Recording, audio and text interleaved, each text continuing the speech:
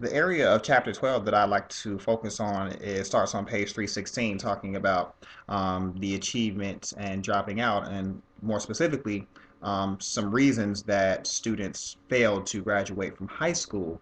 Coming from a really high achieving high school, I really was oblivious to the fact that there were a lot of students who do not complete high school. It wasn't until I started working as an admissions counselor in for-profit colleges that I realized the alarming number of students who didn't complete high school. The author lists several reasons as to why students don't complete high school, but I want to focus on a couple of them, even in how they relate to my professional career working in education and some things that I've seen firsthand. One reason is being family responsibilities. As an admissions counselor, I do have to assist a lot of students who did not complete high school and obtaining a GED certificate in order to come to our college. So I would see a lot of young, mothers, single mothers who did not complete high school because they, got pregnant while they were, still in high school. And I would see that, I have students in their mid to late 20s who have 10, 11, 12, 13-year-old children, who got pregnant in high school and just couldn't complete it.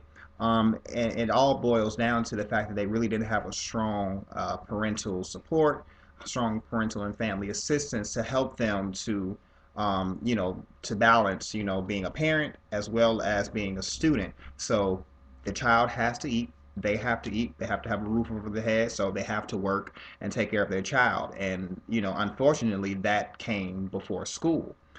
So I saw that a lot, and I still continue to see that case a lot. Another component, alarmingly, well, surprisingly rather, race and ethnicity. You would think that race and ethnicity would have a huge role in high school dropout rate, but what I see actually is that low SES, like low socioeconomic factors, really contribute more because, as we know, income, low socioeconomic standards, they transcend race and color. I do see the majority of the students that I work with who did not complete high school were all of low socioeconomic levels growing up. So I did see that. I see that as being one of the main common denominators in students who don't graduate from high school. So, race and ethnicity really doesn't play a huge role that a lot of people would tend to think. Overall, my professional career, I've seen firsthand, why students don't graduate from high school. And I think that as a future educational administrator, I think that it's my role, and I think it's a lot of my counterparts' role, is to see what we can do to, help bridge the gap so that we can, help these students who are placed in these circumstances actually complete high school. So that's what I wanted to focus on in chapter 12. And, this is a great chapter to read, and I'm excited to learn more about these specific factors.